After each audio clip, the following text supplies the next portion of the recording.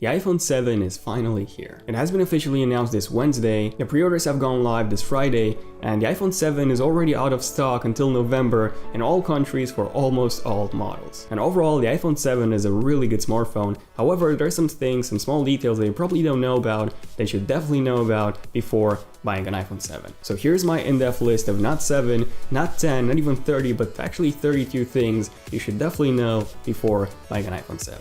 Enjoy.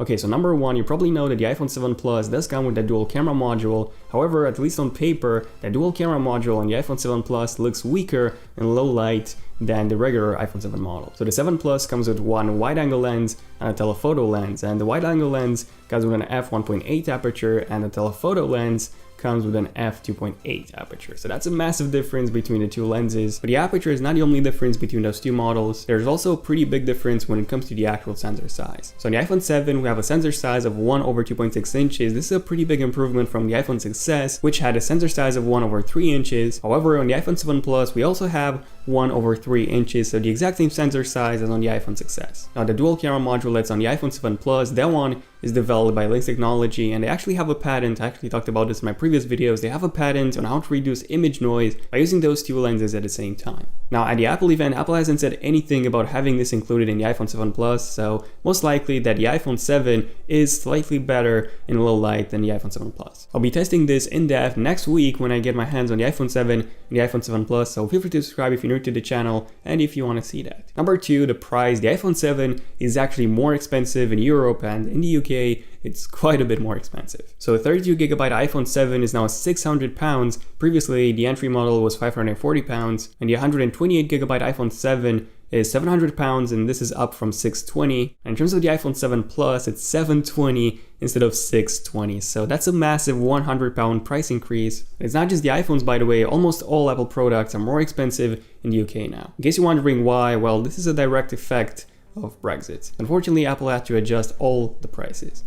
Yeah, sucks. Number three, you probably know that the iPhone 7 doesn't come with a headphone jack at all. However, the not so bad news is that in the box, you'll be getting both Lightning headphones and an adapter as well. So you'd be able to use any headphones you want with that adapter. Obviously, you still have to have it with you at all times, which kind of sucks. And yeah, you won't be able to charge your iPhone while listening to music. That kind of sucks as well, but it's pretty good to know that both an adapter and Lightning headphones are included with every iPhone 7 and iPhone 7 Plus. Number four, in case you don't know, the front-facing camera actually got a pretty big update as well. So now it's a 7-megapixel sensor up from 5 megapixels, so all of those selfies will be much sharper. I personally wasn't expecting a 7-megapixel sensor, I was expecting an 8-megapixel sensor, but yeah, in terms of the resolution, the iPhone finally tops the Samsung Galaxy S7 and the S7 Edge and the Note 7 on the front-facing camera.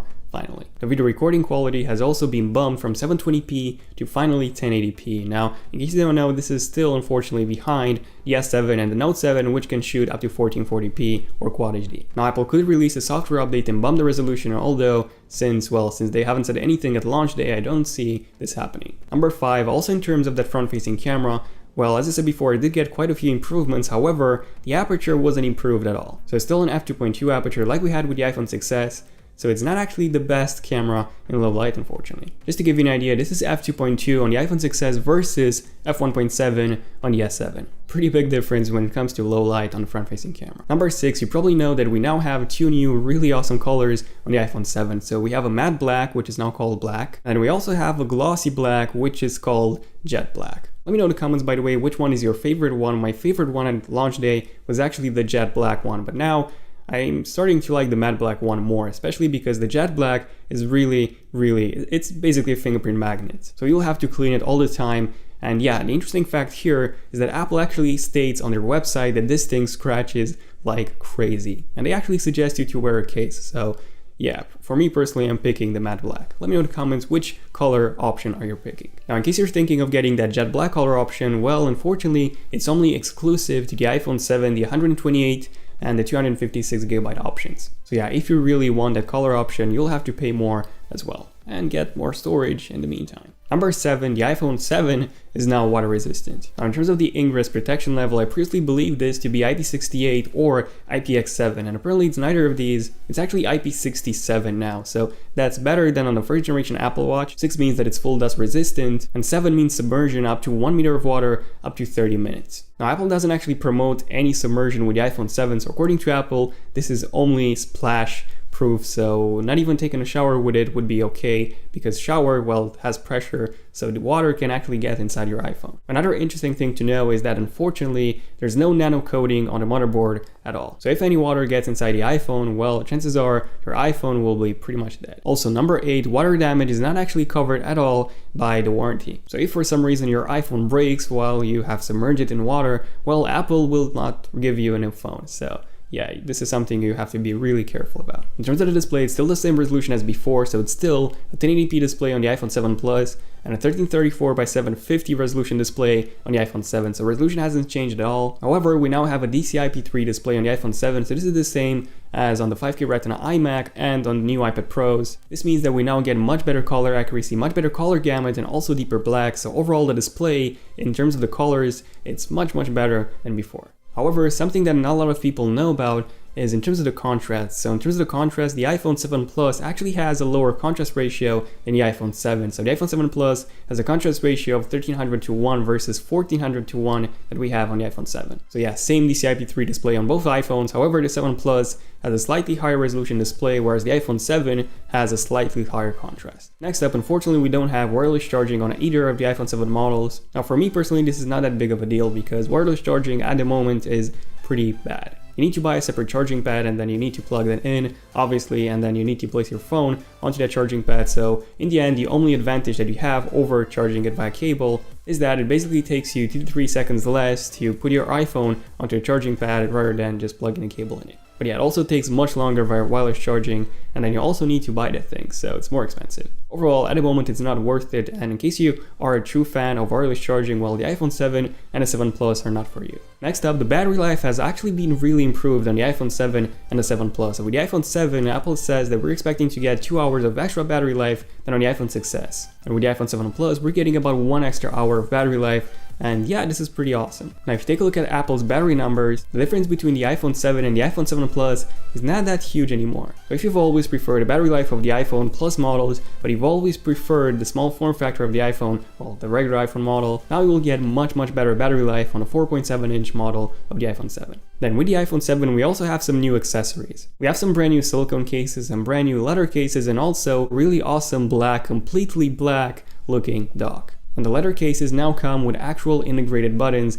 inside a case. These buttons are now made out of metal and they match the color of the case, and I think they look really premium. But yeah, what you need to know next is that the cases actually are way more expensive than before. So at least in the UK, the leather cases, for example, they're now priced at £45, up from £35, and the smart battery case is now £100, up from 80. So even 80 was a really high price for the smart battery case. So now getting a Mophie instead seems like a much better idea. And by the way, this video is not sponsored by Mophie. But yeah, now you have even less reasons to get an Apple smart battery case. Next up, the iPhone 7 Plus comes with a dual camera module, and that dual camera module actually has a pretty cool feature. It's a software feature that uses those two lenses at the same time, and it gives you this really nice bokeh effect. And those photos look indeed really awesome. However, this won't be available at launch date. So Apple has said that they will be launching this in a future update, which hopefully comes by the end of the year. So yeah, no background blur or bokeh effect on the iPhone 7 Plus at launch. Number 16, in case you're not that really into the iPhone 7, well, you can now pick an iPhone 6s, it's $100 cheaper now, and the capacity has also been bumped. So the iPhone 6s now comes in both 32 and 128GB capacities. The iPhone SE, however, still comes in 16 and 64, so no changes there.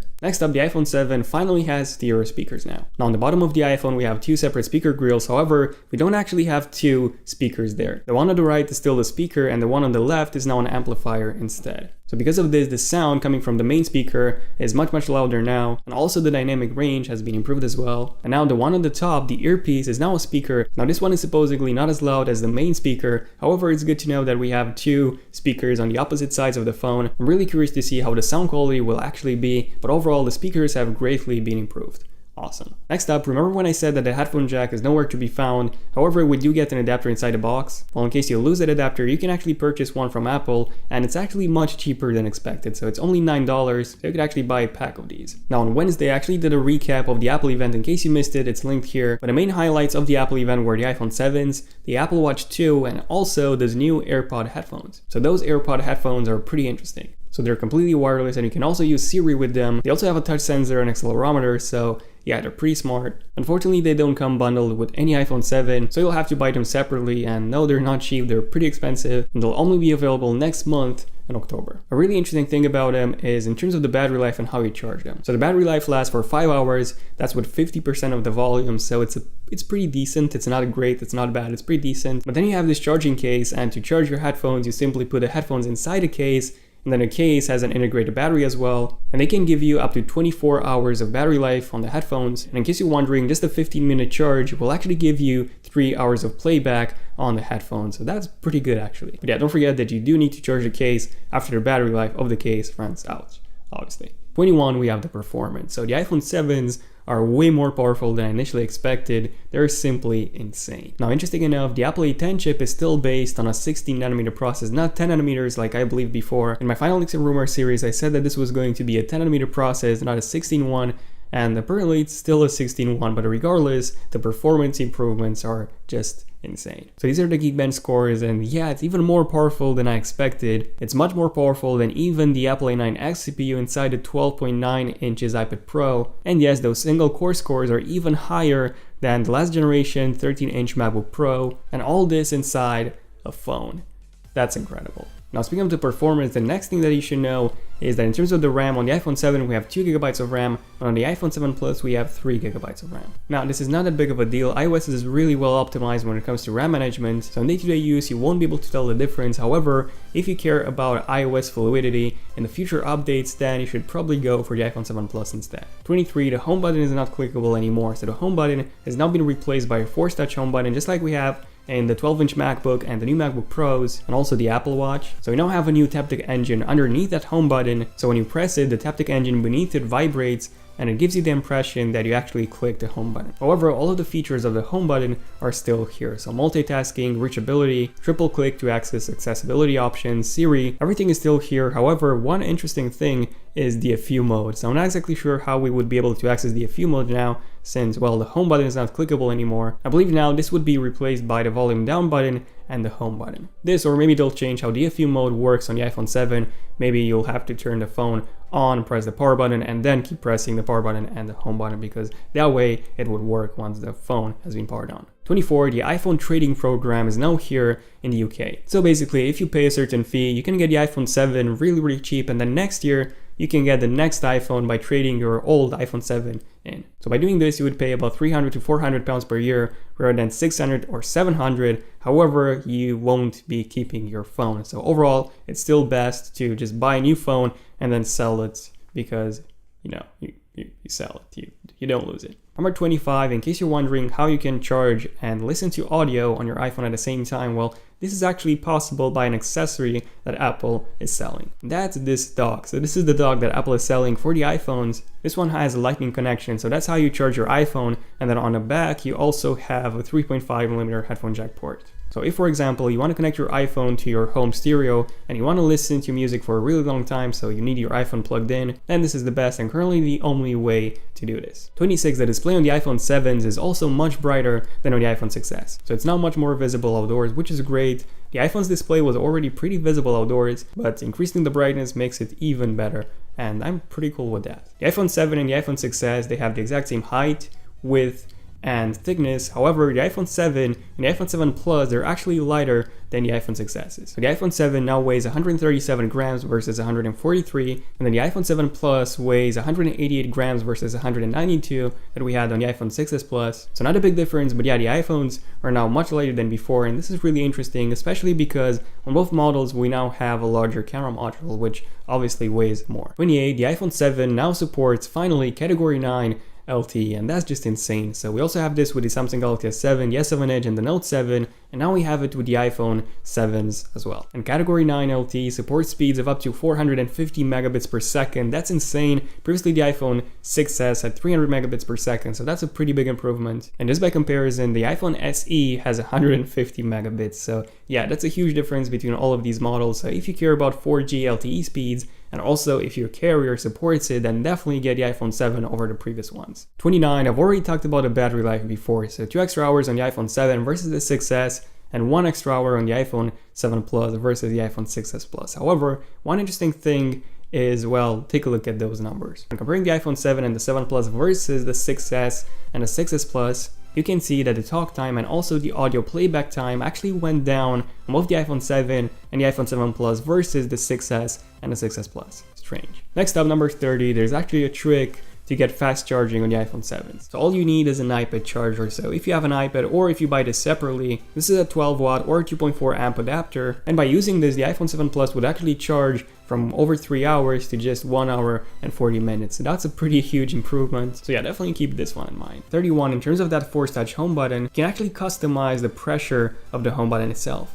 We might also get some extra features in the future because Apple has actually patented the use of a Force Touch home button as a joystick in games. So that would be pretty cool to see, and yeah, this might actually happen in a future update. And finally, the last interesting thing that you should know about the iPhone 7, this is a pretty cool one. So with iOS 10, you can actually take raw images. Now this doesn't work with a camera app. However, the API, the raw capture API, has been open to the developers, which means that developers can implement this into their apps. So apps such as Instagram or Camera Plus and more, they will be able to take full raw images, and this is awesome, especially for photographers. And this was my list of 32, actually maybe even more than 32 really interesting things about the iPhone 7 and the iPhone 7 Plus. Let me know in the comments, by the way, if you guys are getting an iPhone 7, and if so, which is the main reason or reasons you decided to get an iPhone 7? Is it the battery life, the camera, the Force Touch home button, the 4 LED flash? I don't know, but you let me know in the comment section down below. Also feel free to subscribe to my channel for more iPhone 7 related videos, and if you have enjoyed this video, also feel free to give it a huge like. It